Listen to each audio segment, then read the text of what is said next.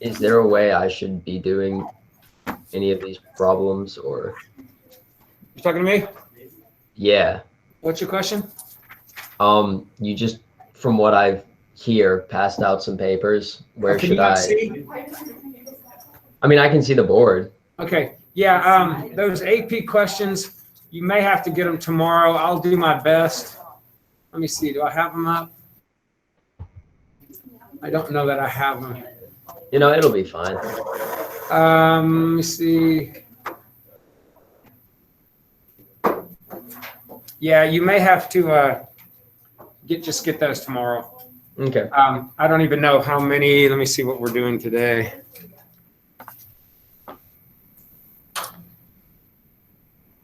Yeah, we actually are working on a couple today, but I don't know what to tell you. Take a picture of them when they pop up on the screen. But you can just look at them. It's not overly big deal what we're gonna do. You'll be good. All right, guys. So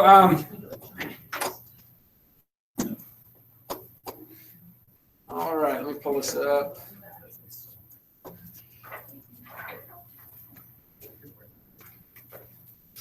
So we have two topics left. Okay, we have area between two curves, which you'll see today. It's not a big deal. I think you'll be fine with it. If you're not fine with it, make sure you ask some good questions. But we're going to do area between curves. And then we're also in this chapter going to do volumes with known cross sections. What I mean by that is, you know already, I think, from geometry, that as long as a cross section is constant, right? Like if I have a cylinder, if my cross section is always a circle, I can take the area of that and multiply by the height, right? Cross section is not constant; it's changing.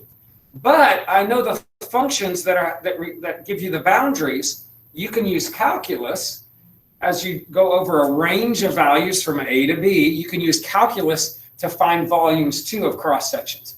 So we're going to be looking area between two curves, and then eventually that will lead into finding volumes with known cross sections. That's this chapter. And then the next chapter, we're going to look at volumes.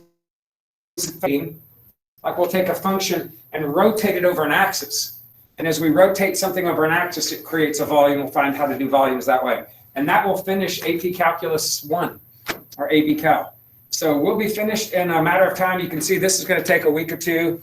And then we'll jump into the volume stuff. I also will tell you that this is a really good chance for you guys to do well. Most people do pretty well on this area test. Historically, I have never had a class average that was not an A on the volume test. So the last couple tests that you're going to have, you should finish strongly. Now, that being said, there's always somebody who hears me say, he's guaranteeing me an A, and does nothing and makes a D or an F or whatever and gets hammered. Don't be that guy, okay? But if you're keeping up with this, you should be able to finish strongly and almost across the board, with the exception of people that just bail on, just check out, which every year, sadly, that seems to happen. Hopefully that's not happening in here in my other class. But if you stay with me, the fourth 9 weeks grades tend to move up. And mainly that's because the way I do the AP test, as long as you're passing it, you're going to get a strong B for basically almost half your 9 weeks grade. And then if you're making a 4 on it, you're getting a strong A. And if you're making a 5 on it, you're getting like 105 after your grade. So people tend to do really well finishing up the year. And hopefully you'll finish strong, get a great grade, and not have to take Cal 1 again. All right, so taking a look at area between curves. If you jump to, is it 151? 153? Okay, so 153, and this should make a lot of sense to you, I think. But if you're looking at page 153 in the book, what we're trying to do essentially is find an area right here between a given function and another given function. Now, normally, when we integrate something, we're finding what? The area between that function and the x-axis. So if I were to just integrate f, I would be finding like all of this area, right? And if I were to integrate right here, I would be finding this area. Well, it should kind of make sense that if I take the f function and subtract the g function, I take all of that and subtract that, it's going to leave me the part in between them. So the whole idea of finding the area between curves is integrating the difference. Are you with me? And we know that if you integrate, remember how when you just integrated polynomials like x squared minus x, you could integrate each part, right? Well, the same thing here. If you're integrating all of f and integrating all of g and then subtracting, what you could do is just integrate f minus g. Now, the thing you have to be careful about is you're not always going to have a picture of f and g. You're not going to know what f looks like. I mean, you might know that it's a parabola, but you won't know where it is. Or you might know that it's a cubic function, but you won't know where it is. So sometimes it's hard to top of the other one, okay? You have to make sure that whichever one is on top, you are going to integrate that minus the one on the bottom. Always top minus bottom. And ironically, sometimes you'll see them cross. So sometimes for one part of the interval, the f will be on the top, and then maybe for the other part, the f will be on the bottom. You have to understand what's going on with those functions. And there's ways you can go about that. Kind of like with absolute value. There are ways that you could tell if an action, when you're taking the absolute value, if it crosses the x-axis. And there are going to be ways that you can tell where these things, where one's on the top, one's on the bottom. Now, if you have a graphing calculator, great, just graph it. But you'd have to find where that switches up. And I'll talk about that in a second. So for an example like this, all right, for like example 1, I give you this function f and this function g, okay, on the interval from 1 to 3. Now, I've graphed those for you, so you have the benefit of looking at it. But you can clearly see right here, f minus g, and I can do it all in one function. I take the f function, which is that, take the g function, which is that, and I subtract all of it, which means you're distributing, right? Now, so if I was doing this manually, I would set it up on the interval from 1 to 3. I would distribute that negative in, okay, and get it all combined, and then I just integrate the problem from 1 to 3, plug the 3 in, plug the 1 in, and that would be my volume. If it was a calculator problem, and make it easy on yourself. Type that in as y1 or f1. Type that in as y2 or f2, and then just go to your sheet and integrate y1 minus y2. Are y'all seeing that? So it makes it really easy if you have them in there. And for those of you who are like, well, I'm not going to do that. It's easier for me to just type it in the integral. Maybe, but you can see on a lot of these AP problems, there are multiple. So a lot of times they'll say, find the area between the curves, find the volume of rotation, find the so-and-so. So in my opinion, it's almost always better to type them in as separate functions and then let your calculator make those calculations. Mr. And Murray. if it's not manual, if you have your calculator, you don't have to write this. If it's a calculator problem, all you have to write is that and an answer, if it's a calculator problem. All right, and your test, I don't know, we'll see. But if it's manual, you'd have to show those steps, show the integral, because you'd be getting points for like, point for putting the functions in the right order, point for getting that set up, point for actually integrating correctly, point for actually getting an answer. So there's lots of different ways you would earn points if you had to show your work.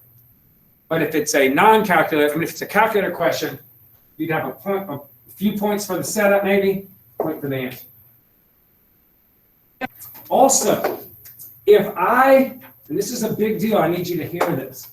If I give you the functions and I don't tell you that they're f and g, I were to just say, hey, find the area between, and I just said y, and I just said y.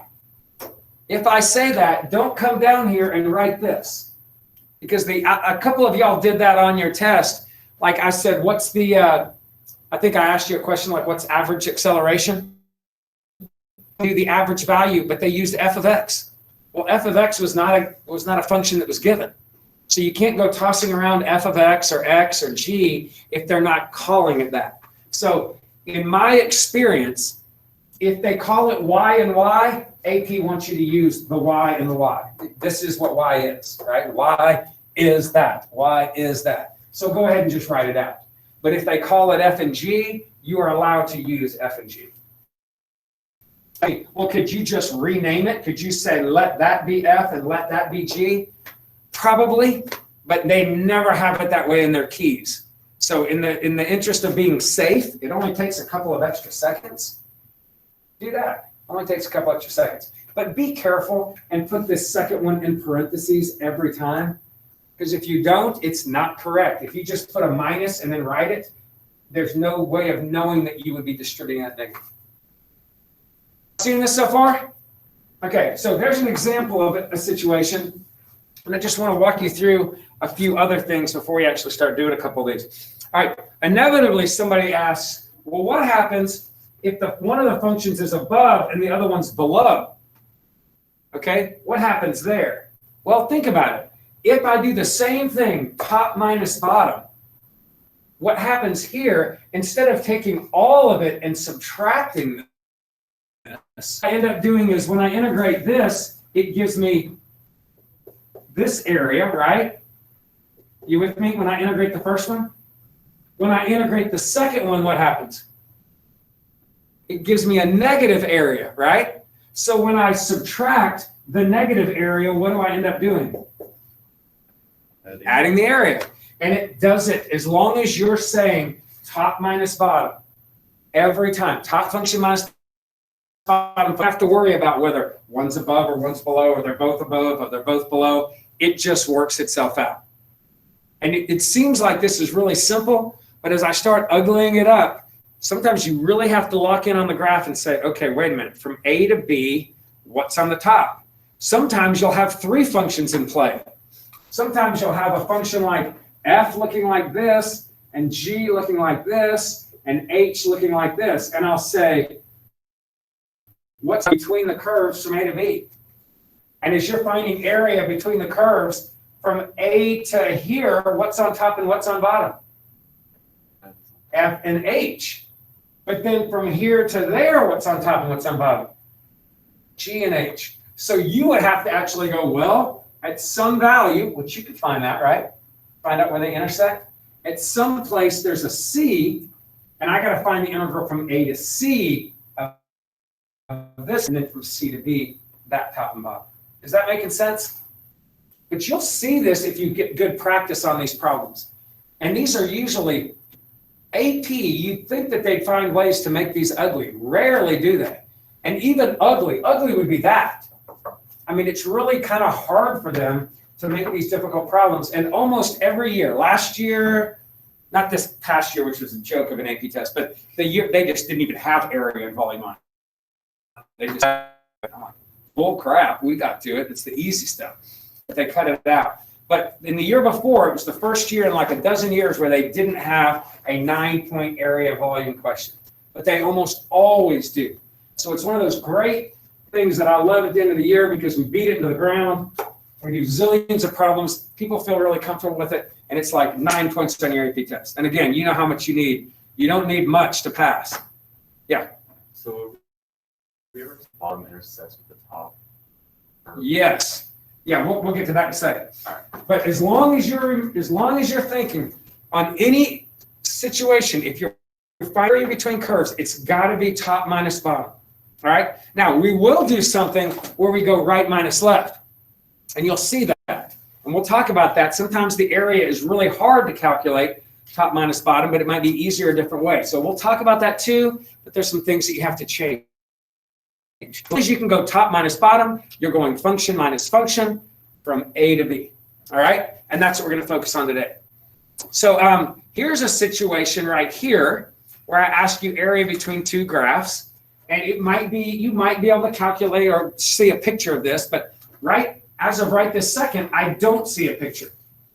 So I know that this is a parabola and this is a line, and I'm asking you from the interval from -2 to 5, what's the area curves?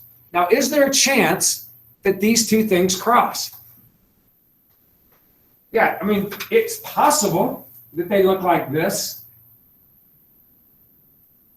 But it's also possible that they look something like this, right? Now, if it was something like this from -2 to 5, it's also possible it looks something like this, right? But I have to figure out what part is on top and what part is on the bottom. And I need to be able to something like this, and I'm finding area between -2 and 5, I really need to figure out, because the top right here might be switching, right? Are you with me? So what I'm going to do is I'm going to find the intersection of these points. With a calculator, that's easy. I can graph them. But without a calculator, how do I see if they have intersections? How do I ever find an intersection of two graphs? Set them equal to each other and solve. Substitution, right? So if I have y equals that and y equals that, I am just going to set them equal to each other since they're both equal to y and solve. And I should be simple algebra, some basic factoring. So check it out. I'm doing this, putting it all on one side. I'm factoring. Be careful that you know how to factor. Every year I ask this question, I'll ask it again. Some of you stink at factoring. I know that. Some of you would get this right here and go, oh yeah, x minus 2. Like, I see it every year. A couple of years ago, I had a dude, I was saying this, and he goes like, I stink at factoring. He just admitted it. Okay, first step to admitting, to recovery is admitting you have a problem. Okay, so if you do, come see me in the morning, just say, I stink at factoring. And I'll go over the kinds of, it doesn't have to be like the Algebra 2 factoring you learned. I know I brutalized you with factoring when I taught factoring. If you had me in pre-cal Algebra 2, they probably taught you way more than you'll ever need in calculus. It's basic stuff, but that's not right.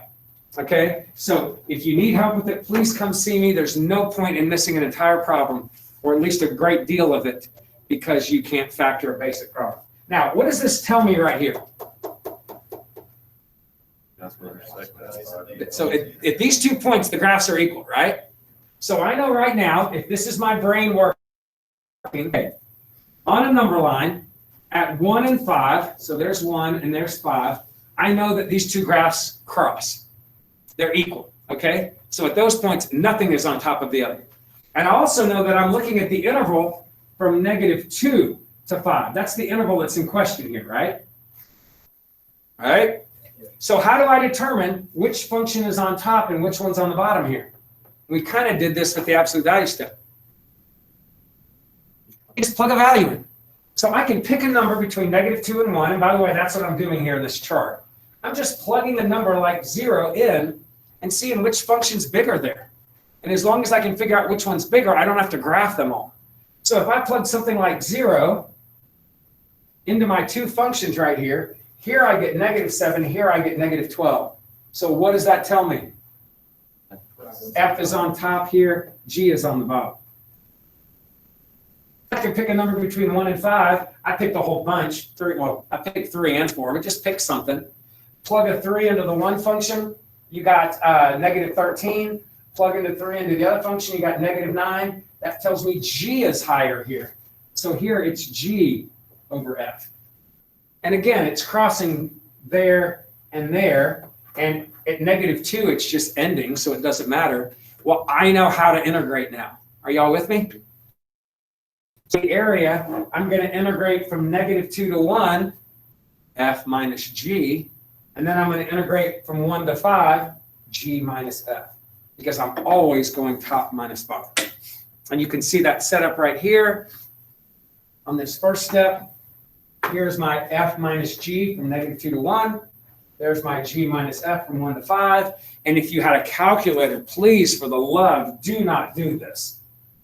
Just in your even labeled F and G, so you can write this on your page and then have that answer. They are concerned with nothing else. But if it was manual, which they wouldn't give you one like this ugly, that's manual. I mean, it's just a lot of calculations.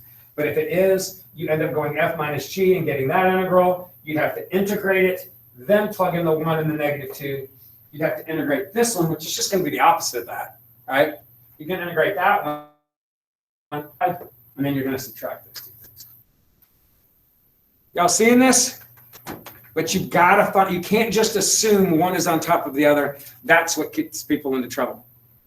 Okay?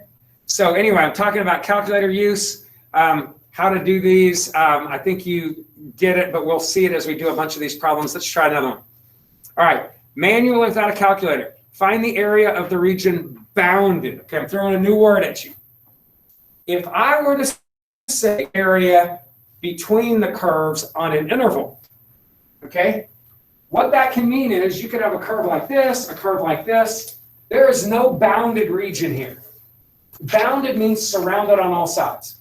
So if I gave you something like this, I would probably say on the interval, and I would give you some A value and some B value, and you'd find the interval, the area on that interval. If I say bounded, then I need it to be surrounded on all. So this says bounded. So I've got three functions there, which I think that you can graph, right, even without a calculator. I've got three functions there, and I'm betting I can sketch this, save myself some trouble. So what do you know about the 1 over x squared graph? Okay now, but this one's 1 over 8x squared. So instead of having that point at 1, 1, it's what? 1, 2, we forget all of that. Plug points in. If you plug a 1 in, what do you get? 8. If you plug a 2 in, you get a 2, right? Plug a 4 in, you get a half. So you can sketch that graph, and when you sketch that graph, it would look something like this. 1, you get an 8, 2, you get a 2, out here 4, you get a half. So there's your 8 over x squared graph. All right? Then the graph y equals 8. You could sketch that too. Plug in a 0, you get a 0, 1, you get an 8, 2, you get a 16. And then you have the y equals x graph, right? Plug in a 1, you get a 1. 2. Now this scale is a little funny, but you do your graph however you want to do your graph. And I want the area that's bounded. So notice I didn't give you an A to B, did I? But you can see that there's completely surrounded on all sides. So as I'm going to take the integral of this, I want you to think, if I'm going to take every region, I'm always saying what? I'm integrating top minus bottom. Now, on this section, is the top changing? Yes. Is the bottom changing? No. The bottom looks like it's always the y equals x graph. But the top looks like this is the top on this interval, and then this is the top on that interval. Go to find the area here. Now notice these were not labeled as f and g and h or whatever. They were just called y. I've got to integrate from what to what on this first one. And by the way, make sure that it crosses it. It may look like it hits at 1, but if it's a calculator problem, there's a very good likelihood it hits at 1.065 or something. Don't ever assume. Either affirm your knowledge by plugging a value in, like if I plug a 1 in to that function, I get 8. If I plug a 1, so they are hitting the same spot. But don't ever assume that they're crossing at something that looks like a value. It's a good way to miss a couple points that are easy points. So if it crosses right there, if it switches there at 1, I would have to say the integral from what to what? From 0 to 1, because that's where it began the bounded region, of, what's the top function? 8x function, x. And you'd have 8x minus the x, dx, which of course is 7x. And then when you get to the next region, what do you have? Do you know that crosses at 2? How? Okay, so check it, affirm it. If I plug 2 in there, I get y equals 2. If I plug 2 in there, I get y equals 2. So they are at the same spot. So from 1, what am I doing? 8 over x squared graph minus x. So I come over here and say 8 over x squared minus x. And then hopefully at this point, you know how to integrate, right?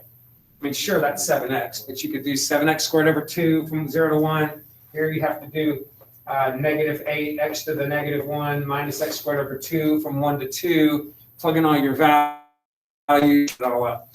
And you can see that right here. But you've got to think, and you've got to understand what these graphs look like so that you can find the different sections and then combine them together. And I got to be honest with you, I would not have done area of A and area of B if I were to do this again. And I probably ought to change that. I would write this as one. I would say this right here, and then plus this, my answer would be, I would not write all this junk. It would just be that plus that, find the individual areas.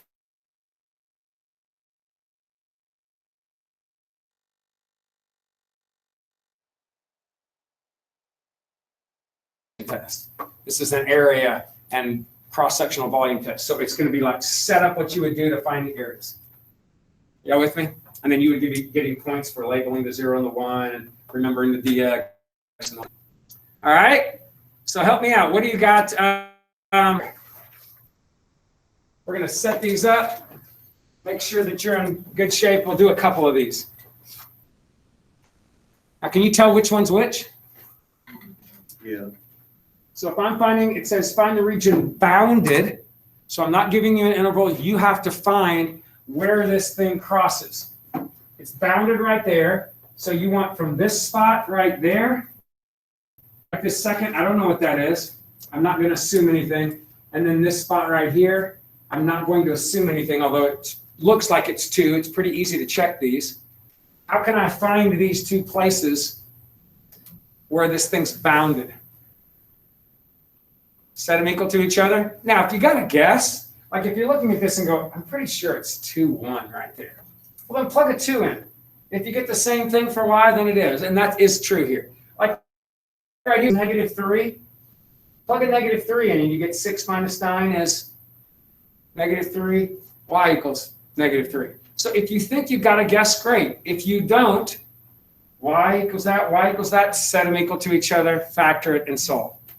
So now that I have at least checked and made sure that that is -3 to 2, how can I set up that integral? The integral from, of what?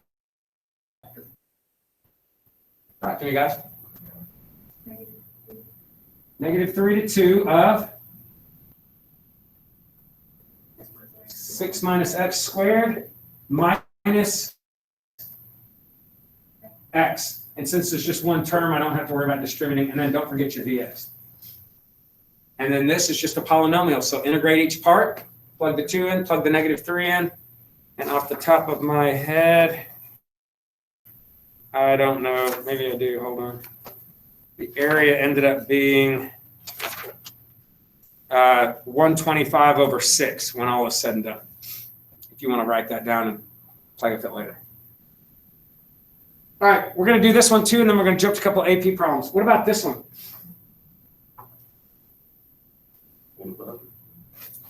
What about it?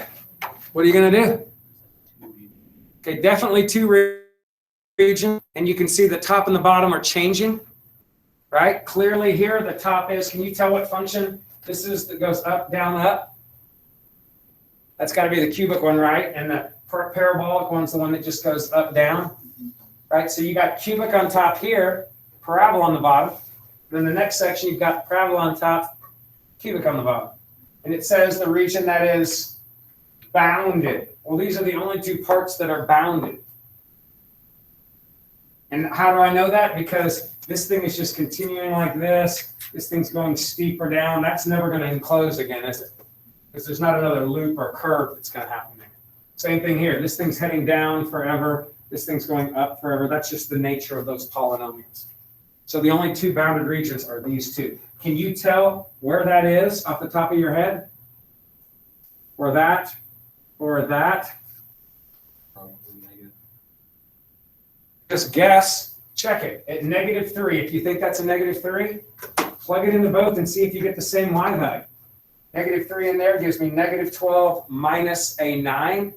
So -21.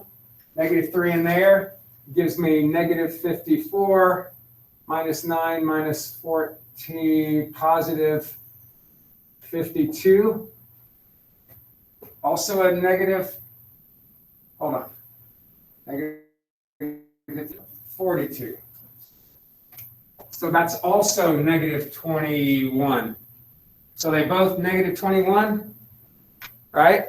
So that ended up being at -3. If you didn't know that, watch how easy it is to solve these. Take one equation, set it equal to the other equation, add the x squared over it, those cancel. and you get 2x cubed negative 18x. Look, you can factor out a 2x, and you get 0, and that, when you factor, it gives you plus 3 minus 3. So it's not going to be hard to do these. It's probably easier for you most of the time to just set them equal and factor and see where these intersect than it is going to be to actually sit there and guess and check, especially when you start becoming wrong and you get frustrated with what exactly it is. So how do I set up these integrals? First one. So from -3 to 0, what comes first? The cubic one. So that because they're not named, I'm going to go ahead and write 2x cubed minus x squared minus 14x. To me, I just figure it's easier to do that than to write out, hey, let this be f of x and this be g of x. What's the point of that? You're still writing it. Why don't I just write it here? And then, oh, sorry, and then what? I didn't subtract. Minus 4. I'm going to write this wrongly. What did I do here?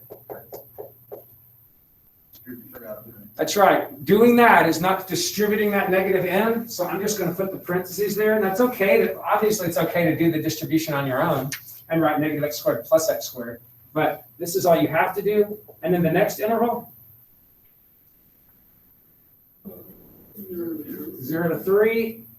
And this time, you got squared first. And then what? I don't need to end that parentheses. Minus 2x cubed minus x squared minus 14x. And that, and the whole big one, dx. Are y'all seeing this? A lot of you, and I don't know if AP takes off for this or not. I get the feeling that they don't. But a lot of those, you're not putting parentheses around the whole thing. Like you're doing this, like right here. You're just writing that minus that. And that, again, AP gives you a little bit of leeway and stuff like that. But whenever you have a polynomial, things that are added or subtracted to each other, you really need to have the whole thing also in parentheses. Y'all with me? Not too bad? Okay, let's look at, it's a little dirty.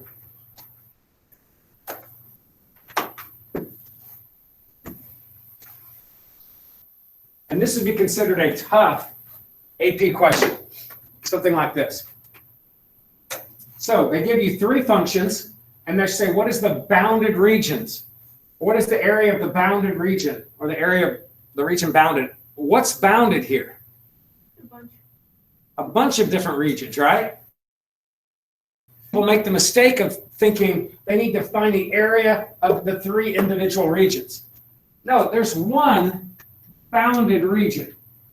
Now you can look at it, think of it as 3 individuals, but it makes your life harder. So just visualize that. Now, what is on top of this region? The parabola, the whole way. So the parabola minus x squared, that's on top here, here, here. It never is changing. It's always on top. If I do these individually, I've got parabola on top, line on top. Then I've got parabola on top. And then these 2 lines different on the bottom. Then I got parabola on top, different line on the bottom. It becomes much more, actually right here, I'd have line on the top, parabola. It becomes much more difficult. Think of the whole region changing, and then the bottom, what is this?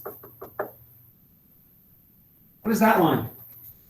It'd have to be the 4x, right? Because it's positive sloping, and that would be the negative x. So as you're writing this integral, how would you do, and by the way, can you tell where they're crossing? How would I tell where these are crossing? It looks like -6. And I can plug in a -6 and check that to see if that's the same, and sure enough it is. But if you're not sure, take these 2, set them equal to each other, and solve. And it's not hard to do that.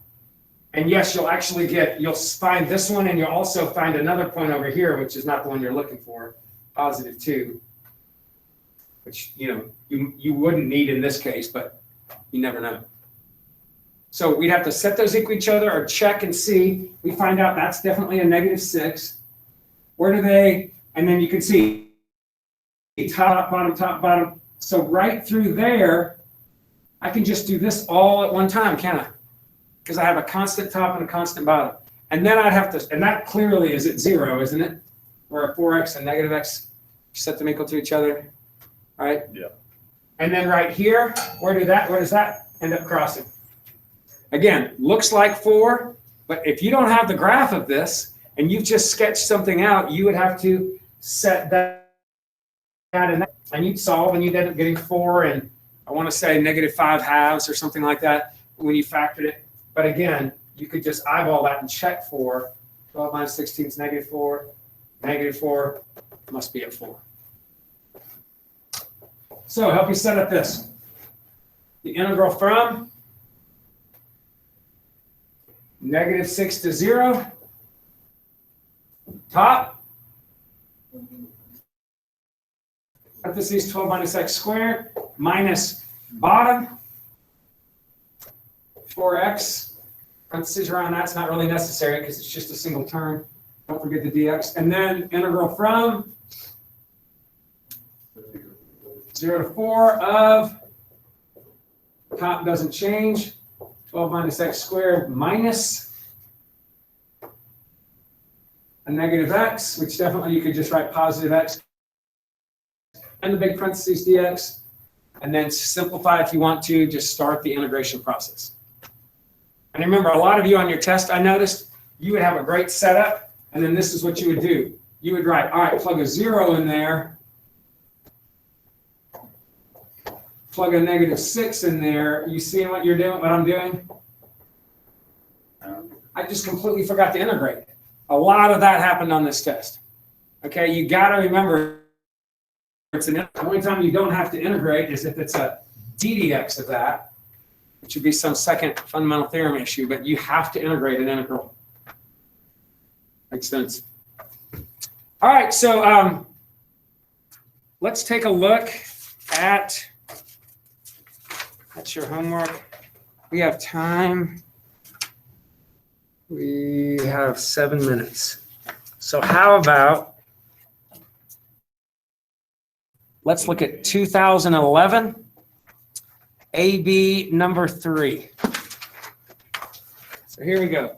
And by the way, I put a link, I think, in your, I put a link in Schoology. Well, if you click on that link, this is for you, George. There's a link in Schoology. If you go and check this out, problems. Check it out. Take a second. So, courses. So right here, guys, if you, and this is how you're going to find your solution, so you might want to pay attention. If you go to the area section between curves, it says link to all AP questions. Click on that, and then click on that link again, and it takes you to AP's website. It's got all your past exam free response questions. All right? Every now and then I use one of them. So if you're really studying up on stuff, sometimes you get lucky and you're like, oh, I did that at home on my free time, and it's on your test. But you can see 2011, come down here. Now be careful when you click 2011. You don't want to click on free response questions. You already have those. I mean, you can if you want. You want to click on science. When you click on that, it'll have the question and what AP wants to see from you. So we're doing 2011, number 3, part B. So just scroll down to number 3, and here it is, part B. Find the area of region R. And you can see this is not a, that's not better. Find the area of region R. So you can see 2 functions. There's your f of x function, 8x cubed. There's your g of x function, sine of pi x. Now you can graph these. This is a calculator question. But without graphing, can you tell which is which? Yes. Yeah, a sine of a number times x is just a sine curve, right? Which one's the sine curve then? The one on the bottom. The one on the Bottom. top, Oh, wait, yeah. right? Yeah. So that g of x right here. And then what does an x cubed function look like? That's like the John Travolta, right? In Saturday Night Fever, it kind of does this. So I can tell that the x cube's going up there. It would have gone down to the right, but this is the f function right there. So if I want to find the region bounded by these two functions, and it says bounded, you have to determine the interval. So what's the interval here? Now you might assume that it's 0. You know what assume can do, right? Don't assume anything, but you could check if you think it's at 0. If I plug a 0 in there, what is sine of pi times 0? What's sine of 0? It's 0. And then what is 8 times 0 cubed? 0. So it appears that they're definitely right there at 0. There's your first interval. Now, right there, they were even nice to you. They gave you where it intersects. So what would be your ending interval? 1/2. Now, if they didn't do that, you graph the two functions and you find their intersections. You with me? But they made it easy on you. So part B, find the area of the region R. So if I'm doing part B, all I have to write for the area of region R, all I have to write for part B is from 0 to 1/2, top minus 5x, fg minus f dx. Oh no, this is a non-calculated question, sorry. So because this is a non-calculated question, that's probably why I gave you the point. Because it's a non-calculated question, I have to actually plug those in, okay? Plug the functions in, so which means you don't really have to do this part, but you could. But I could just write the functions in there, and then I integrate sine. How do you integrate sine of pi x? Do you just say negative x and ignore everything about u substitution? No. And you can see the u substitution is a little annoying here. So if u is pi x, basically I'm doing these integrals separately, then the du is pi dx, which means I got to put a pi in there and a 1/pi on the outside. So here, when I do that pi with the dx and then the 1/pi, essentially that gives me this.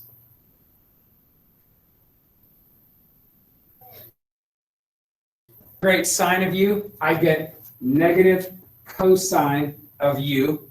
I plug the u back in, I bring down the 1/pi, and there's my first part. Second part, significantly easier.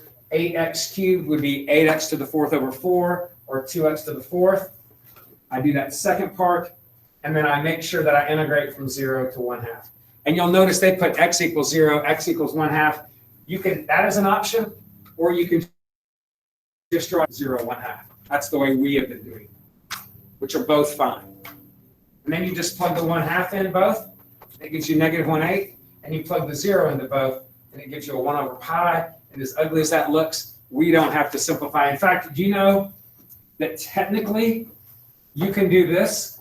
I can plug the 1/2 in there and write cosine of pi over 2 minus 2 1/2 to the 4 minus 1/pi cosine of pi times 0 minus 2 times 0 to the 4th.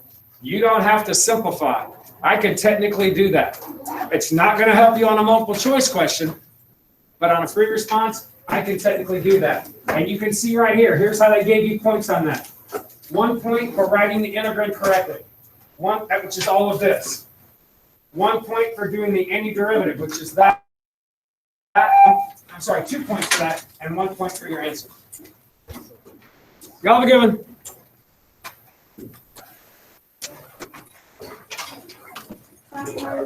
See you.